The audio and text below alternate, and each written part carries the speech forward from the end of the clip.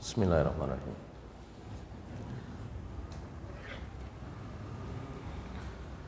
Assalamualaikum warahmatullahi wabarakatuh.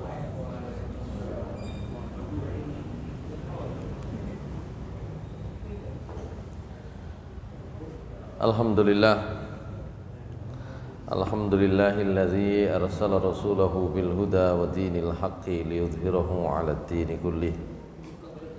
Wa kafa billahi shahida. Asyhadu an la ilaha illallah wahdahu la syarika lah. Wa asyhadu anna Muhammadan 'abduhu wa rasuluhu la nabiyya ba'dah. Allahumma salli wa sallim wa barik ala nabiyyina Muhammad wa ala alihi wa sahbihi wa mawalah. Rabbi shrah li sadri wa yassir li amri wahlul 'uqdatam min lisani yafqahu qawli. Rabbi zidni ilma warzuqni fahma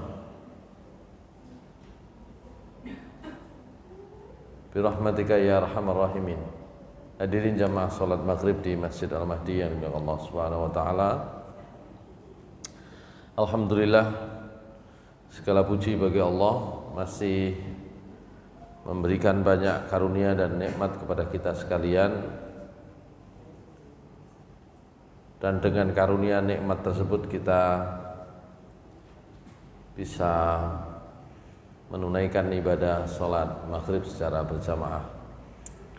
Salawat dan salam mudah-mudahan tetap tercurah kepada Nabi kita Nabi Muhammad sallallahu alaihi wasallam, kepada keluarga beliau, sahabat-sahabat Rasulullah SAW, dan seluruh kaum muslimin sampai termasuk kita sekalian dan orang-orang beriman setelah kita insyaallah.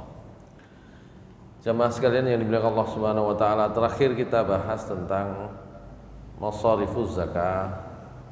Jadi bagaimana zakat itu didistribusikan kepada yang berhak. Pembahasan terakhirnya, apakah zakat itu harus dibagikan secara merata pada 8 asnaf, atau boleh hanya diberikan kepada sebagian dan kemudian mereka yang berhak yang lain tidak perlu mendapatkan bagian. Tentu ada beberapa pendapat kemarin kalau masih ingat ya. Idealnya kalau memang harta itu cukup banyak ya, dan itu bisa dilakukan dengan pengumpulan zakat oleh lembaga-lembaga zakat. Kalau sekarang ini lembaga amil zakat, maka tentu distribusinya bisa lebih merata, tidak hanya pada golongan tertentu. Biasanya kan kita membagikan zakat itu kepada fakir miskin gitu ya. Padahal ada golongan kelompok-kelompok lain yang juga berhak untuk memperoleh harta zakat itu. Idealnya kalau memang banyak tentu bisa dibagikan secara merata. Dan karena itu di Indonesia lembaga amil zakat itu diberi panduan, diberi acuan bagaimana membagikannya. Amil zakat, pegawainya lembaga amil zakat itu punya hak, tapi kemudian dibuatlah aturan, meskipun punya hak, berapa prosentase yang boleh diberikan kepada mereka. Ini sama, maksimal 1/8 gitu ya, karena memang harusnya dibagi menjadi 8 kelompok kan gitu ya. Tapi kalau memang harta zakat yang bisa dikumpulkan tuh kurang sedikit, tentu di situ bisa dicari yang mana yang prioritas. Kurang lebih begitu kesimpulannya. Sekarang masih tentang bagaimana zakat itu didistribusikan, disalurkan. ada hal-hal tertentu yang perlu diperhatikan, sehingga babnya itu adalah istihbabu i'ta'iz zakati lizauji wal aqarib. Jadi disunnahkan harta zakat itu diberikan kepada suami kalau itu berhak. Loh, kok kepada suami? Nanti kita bahas. Wal aqarib, dan kepada kerabat-kerabat yang terdekat kalau memang mereka juga termasuk golongan yang berhak. Idza kana lizaujati malun tajibu fihi zakat, apabila ada seorang istri yang punya harta sudah mencapai kewajiban untuk dikeluarkan zakatnya. Istri. Kenapa istri? Karena dia sebenarnya tidak punya kewajiban menafkahi. Kenapa disebut istri? Tidak memiliki kewajiban menanggung hidupnya keluarga. Apabila ada seorang istri yang memiliki harta, di mana harta itu sudah masuk kategori harus dikeluarkan zakatnya, falaha an tu'tiya li zaujihal mustahiq min zakatiha idza kana min ahlil istiqaq. Maka istri seyogyanya bisa memberikan harta zakatnya itu atau sebagian harta zakatnya itu kepada suaminya kalau memang dia termasuk orang yang berhak. Gitu ya. Kenapa? Li'annahu la yajibu 'alaihal infaqu 'alaih. Karena istri itu tidak punya kewajiban menafkahi suami. Jadi gampangane Bu nggih. Nek umpama suami itu memiliki penghasilan yang kurang, ibu-ibu itu punya simpanan emas renteng gitu ya. Misalnya wes disimpan ya. Karena itu adalah harta istri,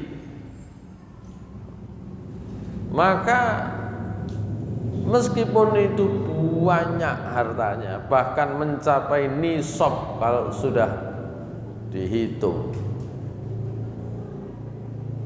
maka istri itu tetap tidak memiliki kewajiban untuk memberikan nafkah, memberikan apa istilahnya, ya tidak wajib untuk memberikan hartanya kepada suami. Sampeyan simpen dhewe mboten napa-napa. Ngoten ya. Makanya ada ungkapan, ya, duitmu duitku, duitku duitku dewe, gitu ya. Asal tugasnya ibu, ya, tetap bisa dijalankan. Yang menjadi persoalan biasanya tugasnya tidak dijalankan karena istri kerja sendiri di luar. Itu mestinya itu kan kerjanya itu kan harus diizinkan oleh suaminya. Nah kalau begitu dia wajib keluarnya dia bekerja, dengan bekerja dia mendapatkan harta. Ya itu sebenarnya ada haknya suami di situ. Ya kan begitu. Yang dimaksud di sini tadi itu sampean mbotane kerja, ngene warisane akeh misalnya ya. atau kerja hanya di rumah, wah internetan ngeten pun ya, barang pesanannya teko dewe ya, misalnya ya jualannya laku, tinggal kirim pun nggak ikut keluar misalnya. Dengan itu kewajibannya untuk mengurus rumah tangga tidak ditinggal, maka itu harta milik istri sendiri. Begitu. Maka dalam posisi itu, sebanyak apapun harta seorang istri, bahkan kalaupun sampai mencapai nisab dan juga mencapai haul wajib dikeluarkan zakatnya, maka yang bisa dikeluarkan adalah zakat. Kalau diberikan kepada suami sebagai bantuan, monggo ya, loman sampean gitu ya. Tapi kalau tidak, itu bukan kewajiban. Asal sekali lagi tugasnya sebagai istri sudah selesai, kan gitu. Itu tadi persoalannya sekarang ya, istri itu berangkat bekerja, uangnya dipegang sendiri ya, dianggap sebagai hasil jerih payahnya sendiri, padahal untuk bisa keluar itu butuh izin suami. Padahal untuk bisa keluar itu dia harus meninggalkan tugasnya sebagai istri. Niki sing masalah.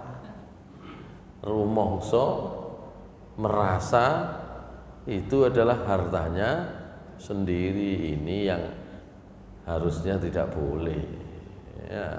Dan suami juga harus jelas, kalau memang diizinkan ya harus jelas, saya izinkan tapi ngewangi aku gitu ya. Oke, ngewangi, bantu, oke. Berarti hartanya istri tidak sepenuhnya menjadi haknya istri. Nah, itu perlu perhitungan lebih ini. Atau sekalian, ya wis nggak apa-apa, timbang neng omah sumpek ya, misalnya saya kebagian di rumah, bagian di uring-uring, ya wis sampean kerja lah, misalnya ya. Nanti dilihat situasi masing-masing keluarga tidak sama, tapi rata-rata ketika ditinggal keluar oleh istri, pekerjaan yang seharusnya menjadi pekerjaan istri itu belum tentu bisa ditunaikan. Nah, kalau itu ya tinggal cocok-cocokan sama suami gitu ya. Bukan tentang nominal dan angka ya, tapi bagaimana itu bisa menjadi kebaikan bersama. Kok nek dihitung-hitungan duit malah ribet, malah nggak cocok kalau hitung-hitungan duit. Wis piro? Sampeyan nek metu piro? Penggawean sampeyan tinggal piro? Repot niku. Niku malah rame niku ya. Tapi mboten, harus saling memahami gitu ya. Gitu. Nah, tugasnya istri apa? Bukan mencuci. Wes Mas, tugasku kan wis tak kekno tukang laundry, bukan itu tugas istri. Kalau mencuci ini kesepakatan, ini tugasnya sopo, ditanggung siapa nanti. Yes, gitu. Bukan juga masak tugas istri. Tugasnya utama adalah mendidik anak-anak. Beres Pak, tak pondokno mulai umur 5 tahun. Nah, ini masalah ini kan. Gitu. Repot nek terus mendidik anak itu tugasnya ya. Bahwa ada tugas lain, nyapu ngepel, ini bukan tugasnya istri lah. Tugasnya sinten ya, silahkan rundingan ya berdua kan gitu ya, nah, diselesaikan. Yang jelas bukan tugasnya istri. Istri bertugas untuk menjaga anak-anak, mendidik anak-anak. Saat ini gampang Ustaz, umur 6 tahun anak kula pun full day sekolah ya, beres gitu ya. Ada masalah ya, masalahnya apa? Gara-gara full day dengan ibunya tidak dekat, itu kan tugasnya ya. Nah, yang begitu-begitu kalau sudah selesai, seorang istri masih punya uang, dan uangnya atau hartanya itu sudah memenuhi nisab untuk dikeluarkan zakat, memenuhi haul, masuk jatuh waktu untuk dikeluarkan zakat, maka wajiblah dia keluarkan zakatnya. Nah, disitulah boleh daripada jatuh kepada orang lain, oh bojoku ya koyone kurang apa koyone itu, gajinya kurang, gak cukup, mending saya berikan kepada suami. Bolehkah? Boleh. Gitu.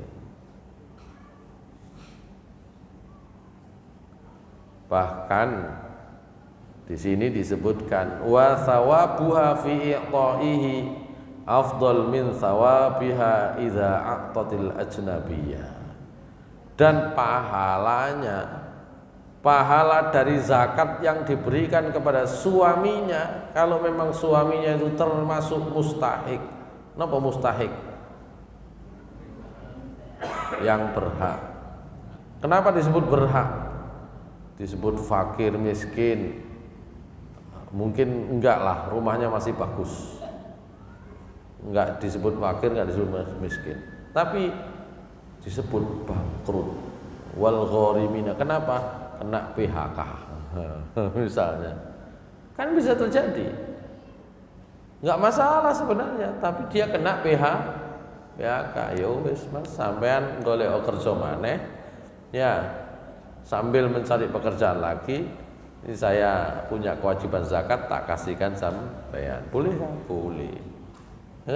Gharim itu kalau mana sekarang ya orang kena PHK itu gharim, bangkrut, punya utang, punya kewajiban membiayai keluarganya, oh nggak punya gaji bayaran lagi ya. Kalau dulu karena memang penghasilannya itu dari berdagang ya, orang namanya bangkrut, orang namanya berhutang itu karena dagangannya ludes, ya nggak bisa mengembalikan modal, nggak bisa kulaan lagi, itu gharim. Kalau sekarang tidak semua pekerjaan itu berupa berdagang. Ya, kalau dia pegawai kena PHK itu gharim. Ya, baik. Fa'an Abi Sa'idin Al-Khudri radhiyallahu anhu anna Zainab imra'ata ibni Mas'udin qalat ya Nabiyallah innaka amartal yawma bis sadaqah wa kana 'indi hilli fa aradtu an atasaddaqa bihi fa za'ama ibnu Mas'ud annahu wa waladahu ahaqqu man tasaddaqat bi alaihim wa qala Nabi sallallahu alaihi wasallam sadaqa ibnu Mas'udin zawjuki wa waladuki ahaqqu man tasaddaqti bihi alaihim, rawahul Bukhari. Hadis ini diriwayatkan oleh Imam Bukhari, jalurnya dari sahabat Abu Sa'id Al-Khudri radhiyallahu an, beliau menceritakan ada seorang perempuan namanya Zainab, jenenge Zainab niku akeh ya. Istrinya Nabi juga Zainab. Kemarin sempat bahas ini ya, perkawinannya Zainab dengan Zaid bin Harithah ya. Tapi ini Zainab istrinya Abdullah bin Mas'ud. Zainab istrinya Abdullah bin Mas'ud pernah bertanya kepada Rasulullah SAW, ya Nabi Allah, wahai Nabi, innaka amartal yaum bis sadaqah, sekarang panjenengan memerintahkan supaya orang yang punya harta mengeluarkan sedekah, mengeluarkan zakat. Sekali lagi, sedekah dalam bahasa hadis, dalam bahasa Al-Quran lebih sering dipakai untuk menyebut zakat, gitu ya. Dan saya punya harta yang harus dikeluarkan, ya. Dan saya ingin mengeluarkan, mensedekahkan, membayar zakatnya. Loh kok ternyata suami saya Ibnu Mas'ud itu kok punya pikiran bahwa dirinya dan anaknya itu lebih berhak kepada harta yang akan saya sedekahkan ini. Bagaimana wahai Rasulullah? Kata Rasulullah SAW, kata Nabi SAW, sedekah Ibnu Mas'ud, ya puju sampean benar. Abdullah bin Mas'ud benar. Apa itu? Zaujuki wa waladuki, istri sampean, anak sampean, ahaqqu man tasaddaqti bihi alaihim, lebih berhak sebagai sasaran pembayaran zakat sedekah sampean kepada mereka dibanding yang lain. Ya, jelas di sini. Ya. Karena itu wa hadza mazhabus Syafi'i wa Ibnul Munzir wa Abi Yusuf wa Muhammad wa ahli Zahir wa riwayah an Ahmad. Jadi begitulah pendapatnya Imam Syafi'i, jelas bunyi hadisnya jelas kok. Ya begitulah diambil pendapat itu oleh Imam Syafi'i, oleh Ibnul Munzir, oleh beberapa ulama yang lain.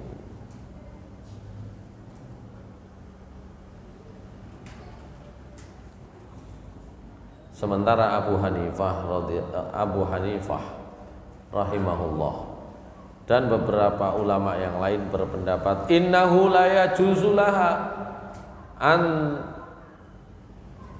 tadfa'alahu min zakatiha. Kata Abu Hanifah dan beberapa ulama lain, tidak boleh ya zakat itu kok diberikan kepada suaminya sendiri, gitu ya. Apa dalilnya? Apa alasan argumennya? Inna haditsa Zainab warada fi sadaqati tatawwu ilal fard. Hadis Zainab itu bicara tentang sedekah sunnah, bukan sedekah zakat. Sedekah sunnah bukan sedekah wajib. Ya kan kalimatnya sedekah, tapi di dalam Al-Qur'an tuh sedekah itu artinya zakat, itu masalahnya. Meskipun sebagian itu juga karena latar belakangnya berbeda, gitu ya.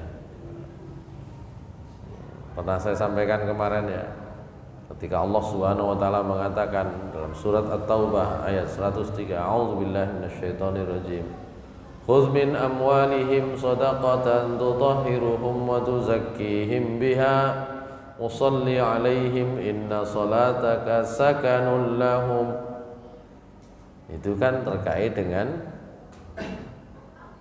sedekah awalnya. Ayat itu kan terkait dengan sahabat ya yang berangkat perang enggak jadi, padahal perang ini Nabi itu jarang ngomong ayo berangkat perang, itu jarang. Pengumuman terbuka itu jarang. Loh kok pas memberikan pengumuman terbuka, memobilisasi para sahabat ya untuk berangkat perang. Loh kok ternyata ada sahabat yang tidak berangkat. Biasanya Nabi perang Badar, Nabi nggak berangkat perang. Kita coba akan cegat itu rombongannya Abu Sufyan. Begitu, asalnya begitu. Untuk apa? Ya minta kompensasi karena kita harus terusir hijrah dari Mekah ke Madinah. Ya kita tinggalkan harta benda dan harta benda kita dirampas, disita. Itu kan awalnya begitu. Berangkatlah semangat mereka, berangkatlah ke Badar. Sampai di sana ternyata ada indikasi perang, maka orang munafik itu yang bagian napa jenenge? Yang bagian manasi ngompori lo kan perang kan. Balik. Nah, itu sebagian balik itu. Orang munafik itu begitu. Dan Nabi memang pokoknya dikongkon berangkat nang di Badar gitu. Mereka tidak menyangka akan perang, itu tidak menyangka. Dan begitu pula beberapa perang beliau yang lain. Mereka itu di dalam kota Madinah didatangi, dikepung oleh orang-orang Quraisy, jadilah perang. Jadi nggak ada pengumuman yang resmi untuk perang. Diutus oleh Nabi satu rombongan untuk berdakwah di tempat sana. Itu tugasnya dakwah, tapi kok kemudian ketemu dengan situasi harus perang. Nanti ada, makanya ada perang yang diikuti Nabi, ya ada yang tidak diikuti Nabi. Yang diikuti Nabi namanya ghazwun. Maaf, yang diikuti oleh Nabi disebut ghazwun, perang. Yang nggak diikuti Nabi disebut sariyah. Gitu. Loh, ini kebetulan kok ternyata Nabi SAW pengumuman perang itu. Perang apa itu? Perang Tabuk. Itu latar belakangnya surat apa mau? At-Taubah ayat 103. At-Taubah 103. Ini ayatnya ya. Mana?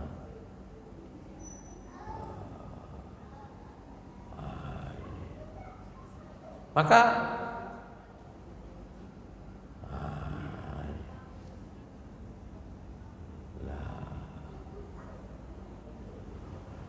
jadi ayat ini bicara tentang sedekah yang awalnya bukan untuk zakat. Awalnya begitu. Ya.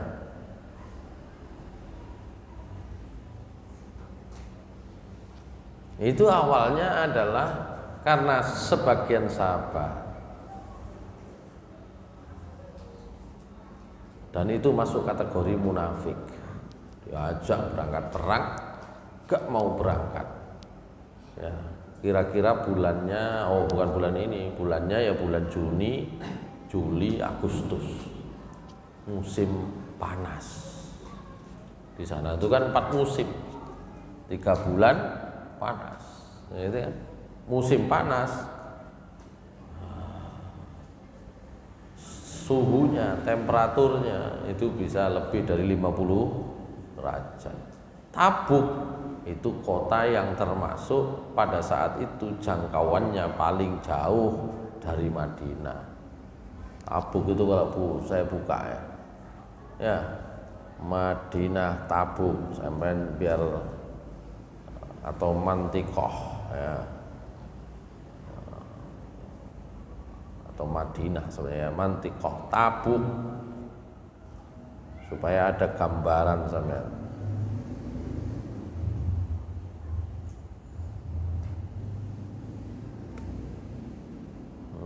Kalau kolekno nopo kira-kira ya peta, ada nggak peta? Ini Tabuk. Ini mana ini Tabuk. Oh ini. Mana ini di peta nih? Loh. Ya. Nah. Di sini Mekah, ya. Ketok anek kula kene ngeten. Nah. Di sini Mekah, ya. Di sini Madinah, Tabuk. Wah, perbatasan. Ini kalau Saudi Arabia, kuning ini Saudi sekarang. Kuning ini Saudi, ya. Ini belum ke bawah Yaman, ini bawahnya ini Yaman. Enggak lah, ini Mekah, ini Madinah, ini Tabuk, ini paling jauh.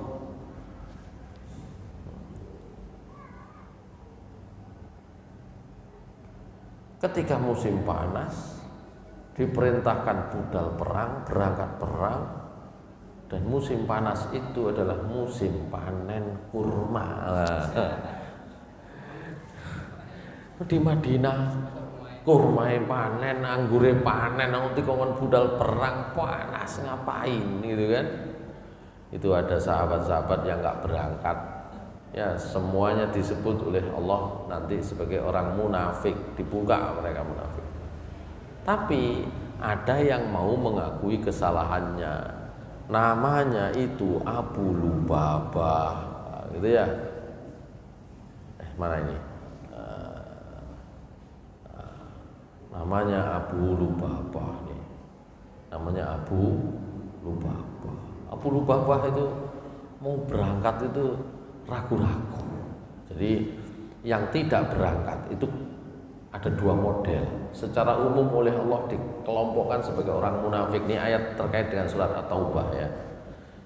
Yang satu memang gak niat berangkat, memang hatinya itu ingkar kalau diperintah Nabi. Yang satu itu enggak, ragu-ragu, abot panen kan gitu ya, abot panen gitu. Maka yang ini tadi, kelompok kedua ini tadi, Abu Lubabah diajar, ya wes saya masih menyiapkan perbekalan. Sahabat-sahabat yang lain diberi komando Nabi, pokoknya cepet, apa yang bisa dikeluarkan keluarkan, ya jangan lama-lama, berangkat. Yang lain langsung berangkat. Abu Lubabah mikir iki ya opo wayahe panen gitu kan. Mangkane sampeyan niku nek adik ya dikongkon budal kali Gusti Allah ibadah mari ngono mikir iki ya opo wayahe panen dan sebagainya, hati-hati kan gitu ya. Itu nanti masuk kategori Abu Lubabah. Iya, kalau Abu Lubabah nanti dimaafkan oleh Allah. Nah, kalau panjenengan kan kudu mesti. Wong kita itu belum mengalami masalahnya. Artinya belum mengalami dimaafkan gitu loh. Dan tidak ada yang memberi informasi kalau dimaafkan kan gitu. Abu Lubabah sama sahabat-sahabat yang lain, wis sampean tinggal, nanti saya nyusul. Nah, gitu bahasanya kan podo karo wis sampean budal dhisik, kula tak nyusul. Kula tak nyusul tapi gak budal. Bulu apa? Mikir lagi orang berangkat, ya wis gak apa-apa nanti saya nyusul belakangan. Toto. Ternyata masih lebih berat untuk tinggal. Akhirnya kepikiran, wis nanti wis biarin, nanti kalau balik aja saya tak minta maaf. Wah, gitu. Betul, ketika Nabi balik, Abu Lubabah minta maaf. Ini coba ini langsung hadisnya tentang lamma atlaqa Rasulullah SAW Abu Lubabah wa ashabahu ja'u bi amwalihim ila Rasulillah sallallahu alaihi wasallam faqalu lahu ya Rasulullah hadhihi amwaluna fatasaddaq biha anna wastaghfir lana. Faqala ma umirtu an akhudha min amwalikum syai'an. Gitu. Jadi mereka napa jenenge minta uzur, pokoknya alasan sebenarnya mau berangkat tapi enggak jadi dan seterusnya. Nabi dimintai maaf. Ya, dikasih upeti sedekah ini. Ya Rasulullah hadhi amwaluna. Ini harta kami ya kan, wis ngumpul. Dijukuk sebagian kan enggak masalah, wong sudah panen kan gitu ya. Apalagi di Madinah jadi pemain tunggal jualan kan gitu. Yang lain pada berangkat ya, gitu. Fatasaddaq biha anna wastaghfir lana. Ini sampean damel sedekah pun untuk kami dan mohonkan ampun kami. Kata Rasulullah, ma umirtu an akhudha min amwalikum syai'a. Saya enggak diperintah untuk ngambil ya sedekah dari kalian. Enggak, saya enggak bisa terima, enggak ono perintah ngono. Wis pokoke sampean dosa. Gitu ya. Gitu kan sama Nabi. Abu Lubabah itu sampai mengikatkan diri di pilar masjidnya Nabi. Itu namanya Astuana, sampai saat ini pilarnya enten. Itu pilar tempat Abu Lubabah ya apa jenenge Astuana. Tak ketikkan, tak carikan gambarnya. Ya. Sampai niku masih mboten ro cek. Niki Astuana Abu Lubabah. Nah ini. Nah, nok gambare niki lho. Sing tau nang raudhah inilah Astuana Abu Lubabah. Pilar nomor pinten niki? Dugi ngarep sebelahnya adalah rumah Nabi yang sekarang jadi makam Nabi. Antara makam saya dan tempat mimbar saya itu adalah napa? Raudhah min riyadil jannah. Wis neng kono niku. Jadi sampean nek kebetulan berkesempatan untuk beribadah ke sana, terus ada jadwal masuk raudhah, sampean goleki niki lho enten panahe, sampean foto. Iki jenenge Astuana Abu Lubabah. Pilarnya Abu Lubabah nyancang awake itu. Pun nek sampean mboten sepuro, aku tak taleni awakku nang kene. Gitu. Yang lain itu sampai melihat kasihan, Rasulullah kasihan. Ya napa niki? Jadi Rasulullah jarno babano. Jadi seakan-akan mau menyiksa diri di depan Nabi, oleh Nabi, biarkan, nggak apa-apa, biarkan. Sahabat-sahabat sudah kasihan, itu orangnya sudah ngerpo, sudah ya sudah DP, sudah minta itu gimana Rasulullah, biarin, saya nggak ada perintah kan gitu kan Nabi. Sampailah turun ayat tadi itu.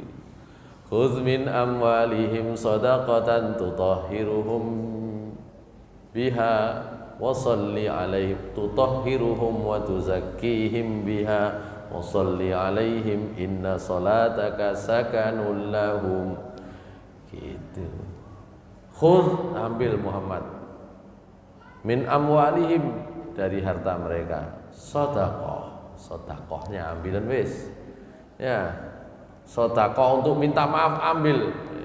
Tutahhiruhum wa tuzakkihim biha, itu nanti akan bisa membersihkan, mensucikan mereka. Wa sholli alaihim, doakan mereka. Inna sholataka sakanul lahum, doa kamu pasti akan membuat mereka tenang. Dalam sebuah riwayat, sahabat akhirnya bertanya kepada Rasulullah, gimana Rasulullah?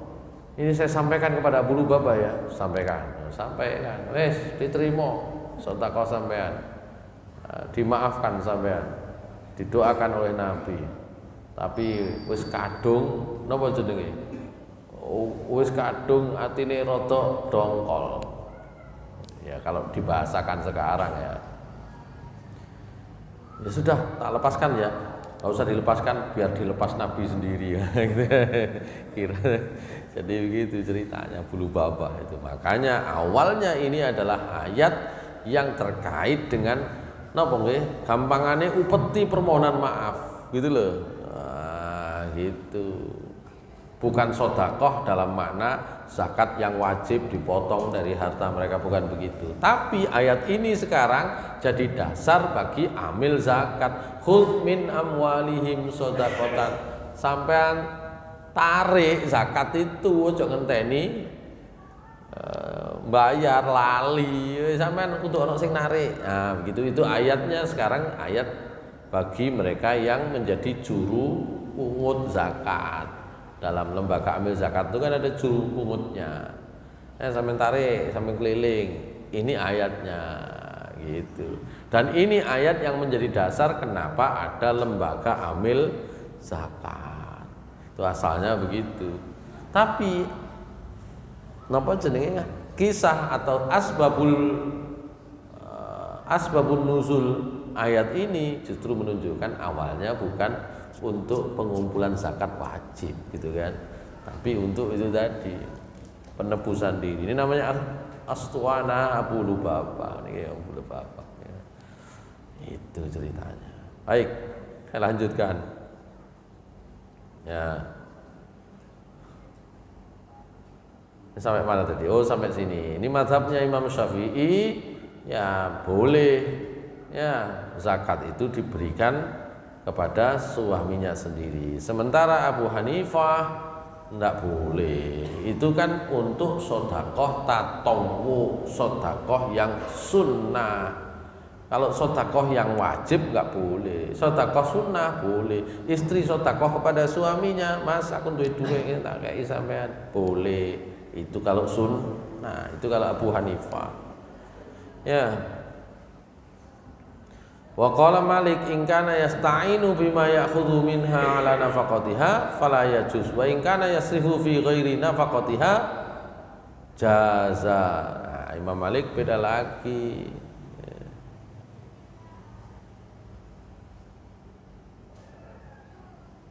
Kalau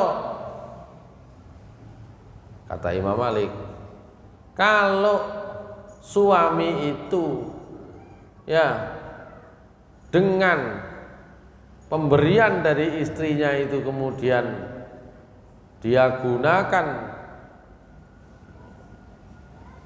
untuk ya menafkahi anak-anaknya, ya nggak boleh gitu ya.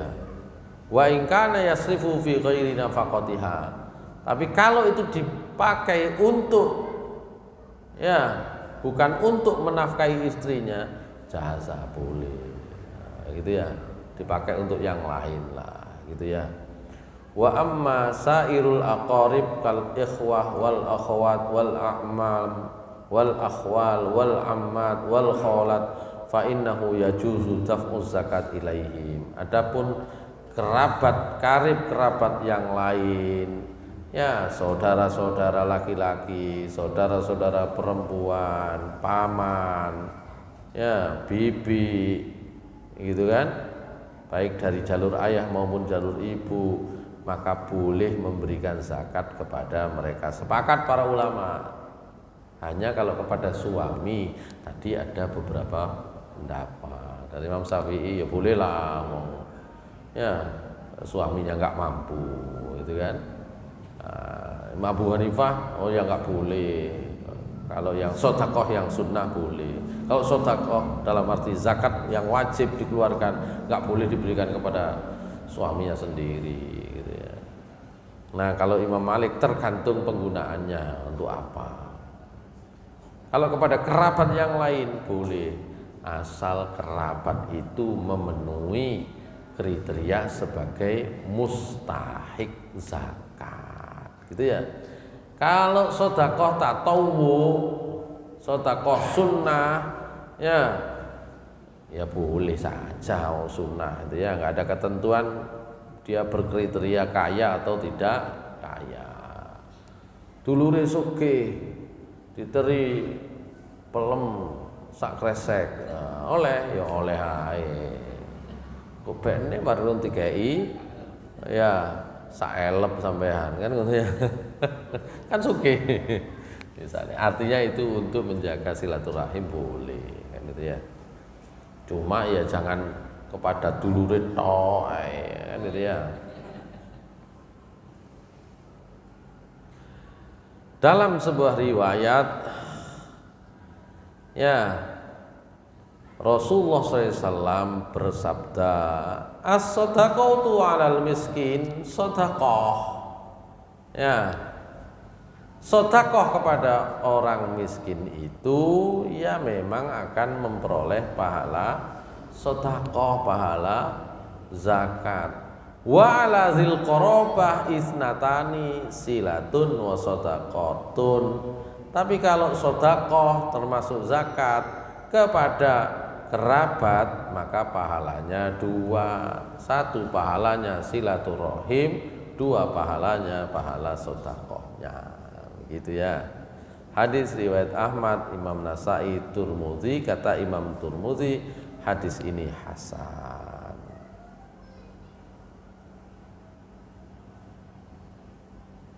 Berikutnya.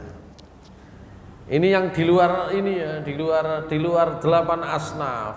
Ya, ini tadi masuk asnaf tapi kerabat. Nah itu tadi lebih prioritas sebenarnya, kan gitu ya. Sekarang iqta'u talabatil ilmi minaz zakati dunal ubbad.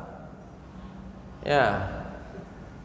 Qala an-Nawawi walau qutira ala kasbin yaliku bihalihi illa annahu mustaghilun bitahsili ba'dil ulumi syar'iyyah bihaitsu law aqbala 'alal kasbi lang qata'a 'anit tahsili halat lahu zakah lianna tahsilul ilmi fardu kifayatin wa amma man la yata'atta minhu tahsil fala tahillu lahu zakat idza qudira 'alal kasbi wa in kana muqiman bil madrasah hadzal ladzi dzakarnahu wa sahihul masyhur qala wa amma man aqbala 'ala nawafilil ibadat wal kasbu yamna'uhu minha au min istighraqil waqtu biha fala tahillu lahu zakah bil ittifaq. Ngeten. Kata Imam Nawawi, kalau ada orang ya yang belajar ilmu, menuntut ilmu, sekolah, kuliah, karena sekolah kuliahnya dia tidak bisa bekerja, kan kuliah, kan sekolah. Disambi kerja, gak nututi pikirane, tenagane gak nututi. Lah kalau sudah begitu, akhirnya nggak punya uang.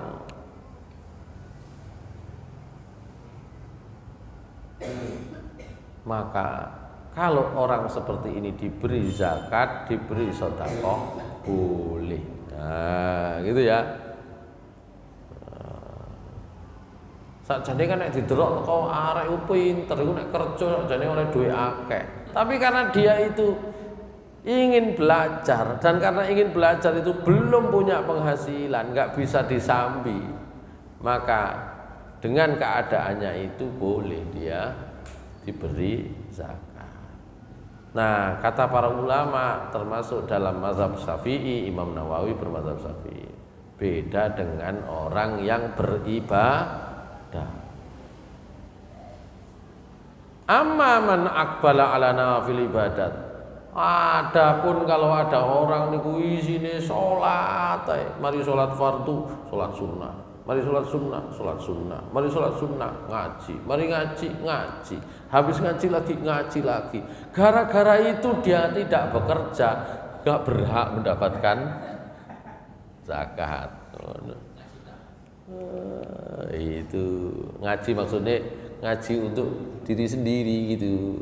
Pokoknya ngaji muni, bukan ngaji belajar. Kadang-kadang itu kita itu ngaji itu kan antara tilawah dengan qiraah itu kan harus dibedakan. Kalau sekedar muni itu namanya tilawah, ngerti gak ngerti pokoknya moco kan gitu ya. Ya, itu tilawah namanya. Kalau qiraah itu belajar memahami, ada gurunya, ada. Itu beda, itu namanya menuntut ilmu. Kalau ada orang menghabiskan waktunya untuk ibadah, maksudnya tentu saja ibadah sunnah. Kalau ibadah wajib kan dikasih minimalis kita sama Allah. Fardu mang menit cukup, 10 menit cukup, ya kan gitu, satu kali, ya, enggak banyak. Lu ada orang ya habis fardu sholat sunnah, habis sholat sunnah lagi, habis sholat sunnah, padahal nggawa barang dagangan bakso, misalnya Pak bakso nggak ngerekan sholat sunnah aku ya misalnya, akhirnya sing mau beli nggak jadi beli, nggak payu, terus mari ngono pulang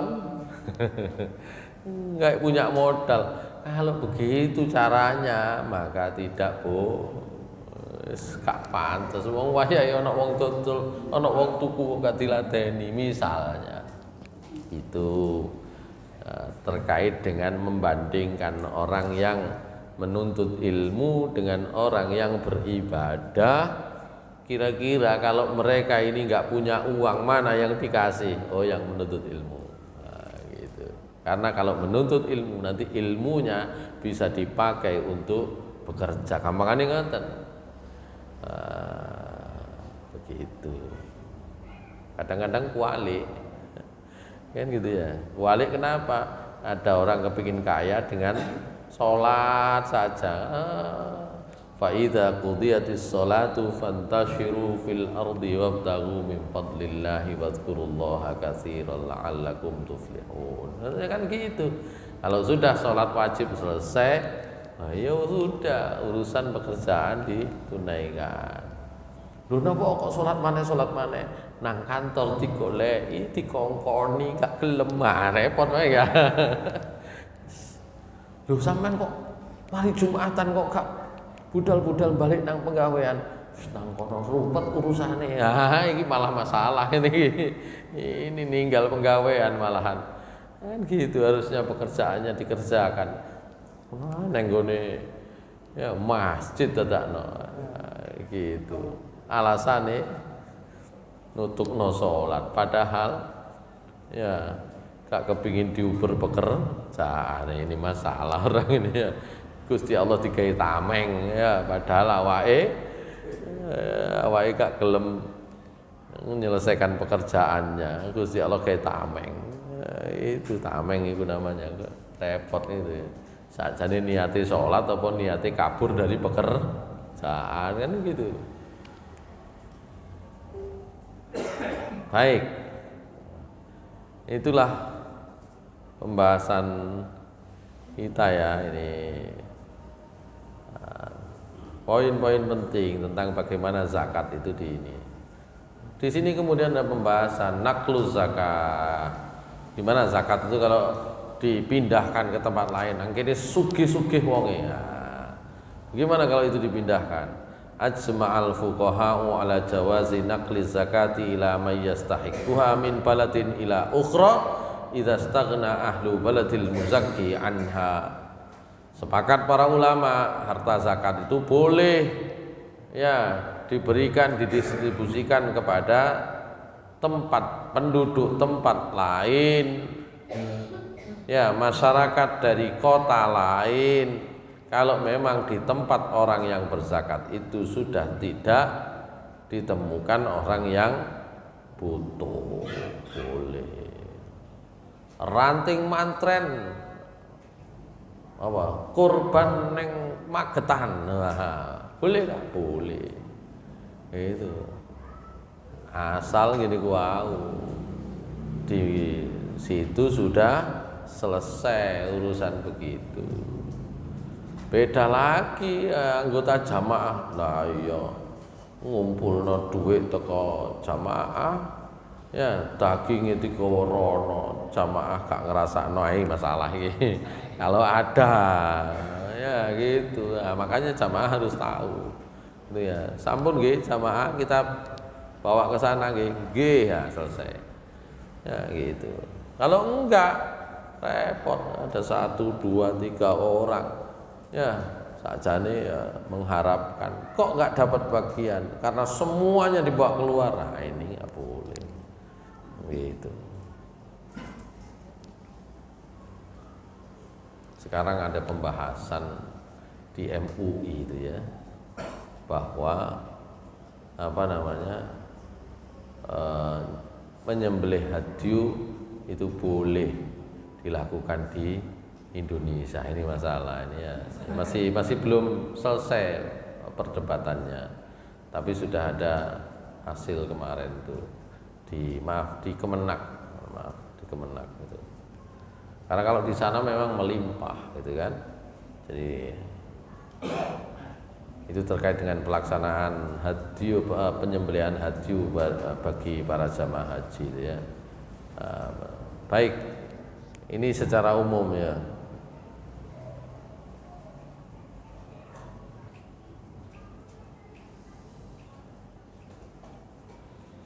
Ini pembahasannya itu tadi.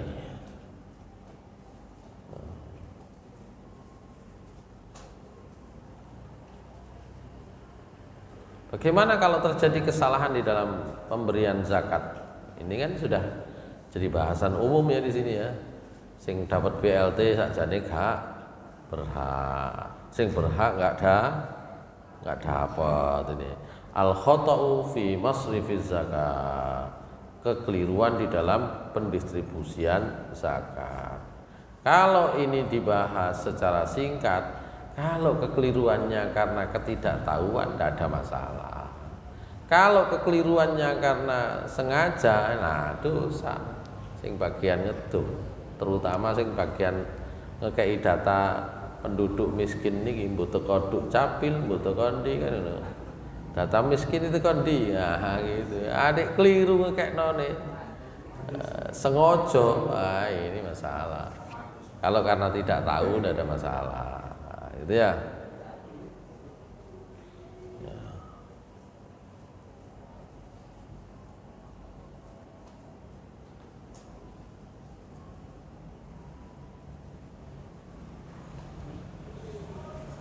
Dan ada cerita itu, kekeliruan itu ya. Ada riwayat, saya tak baca riwayat ini ya. Panjang riwayatnya, mudah-mudahan selesai. Hadisnya diriwayatkan oleh Imam Ahmad, Bukhari dan Muslim. Saya bacakan ya terakhir nih ya.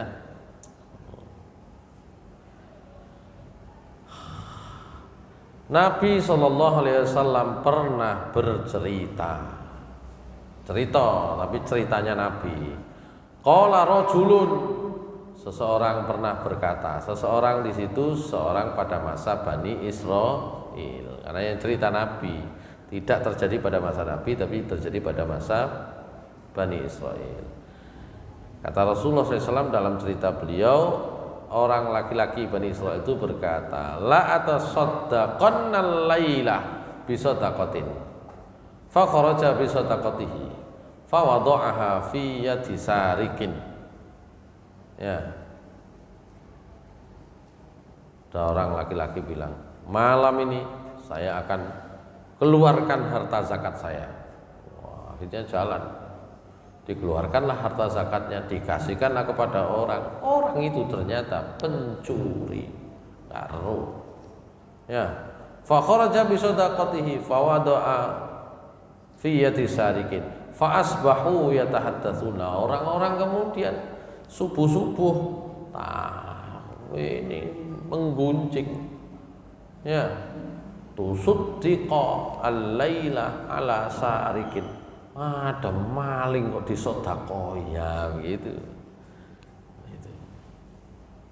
Faqala Allahumma lakal hamdu la atasaddaqanna bisadaqatin. Ya,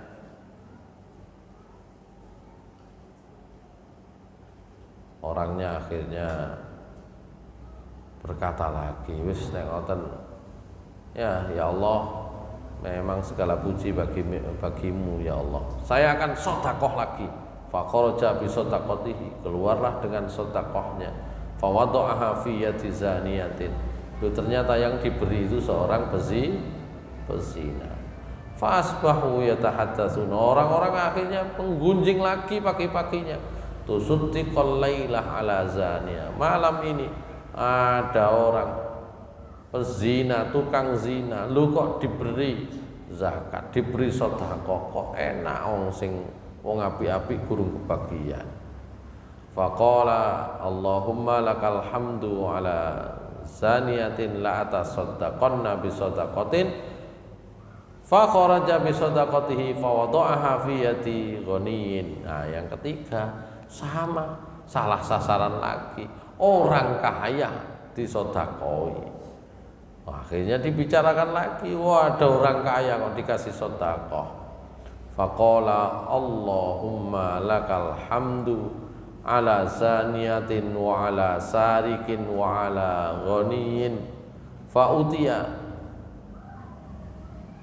Akhirnya orang itu malam-malam mimpi. Faqila lahu, dalam mimpinya orang itu kemudian mendapatkan informasi, amma sadaqatuka ala sarikin fala'allahu ayyasta'iffa an saraqatihi wa amma zaniyatu fala'allaha an tasta'iffa bihi an zinaha wa ammal ghaniyyu fala'allahu ayya'tabira fayunfiqu mimma atahu Allahu azza wa jalla. Rawahu Ahmad wal Bukhari wa Muslim. Jadi orang itu kan ketika salah memberikan zakat tetap memuji Allah, ya Allah pun segala puji bagi jenengan, wis muga-muga ka apa-apa. Nah, begitu. Orangnya berdoa begitu. Mudah-mudahan tidak apa-apalah zakat sama orang yang mencuri. tapi saya akan sedekah lagi bos, itu. Kepada orang zina akhirnya ketahuan lagi karena dia nggak tahu, akhirnya gitu lagi. Ya Allah, lakal hamdu, segala puji bagimu, mudah-mudahan tidak apa-apa, saya tapi akan sedekah lagi, nggak apa-apa wis ya, yang tukang apa ya, yang maling saya sedekoi, yang zina saya sedekoi, mudah-mudahan tidak apa-apa, tapi saya tak sedekah lagi, mudah-mudahan nggak salah. Lu pada orang kaya akhirnya 3 hal itu sebut, bengi ngipi, dalam mimpi itu dinyatakan itu yang kamu sedekahkan kepada pezina, pada maling, mudah-mudahan dengan sedekah itu dia nanti bisa menjaga kehormatannya, tidak maling lagi. Kalau kepada yang zina, mudah-mudahan dia nanti bisa menjaga harga dirinya, tidak zina lagi. Kepada orang kaya, mudah-mudahan orang kaya itu bisa mendapatkan pelajaran supaya tidak pelit. Nah, gitu ya. Dari riwayat ini maka sebagian ulama membolehkan ya memberikan sedekah kepada, kalau karena tidak tahu selesai, tapi kalau karena tahu boleh kalau ada tujuan untuk memberikan pelajaran, kira-kira ngaten. Tapi nek sekedar keliru ya mergo niku wau, ya mergo ngawur niku ya nggak boleh, gitu ya. Tapi kalau karena ingin memberikan pelajaran, mendoakan muka-muka diberi zakat, itu nanti dia tidak lagi maling. Kadang-kadang kalau panjenengan kan gak ikhlas, sok sing liyane gak dikai maling, dikai misalnya kan gitu ya. Ya, maka dilihat tujuannya. Kalau ada tujuan sasaran supaya dia bisa menjaga diri, menjaga kehormatan, maka boleh, gitu ya.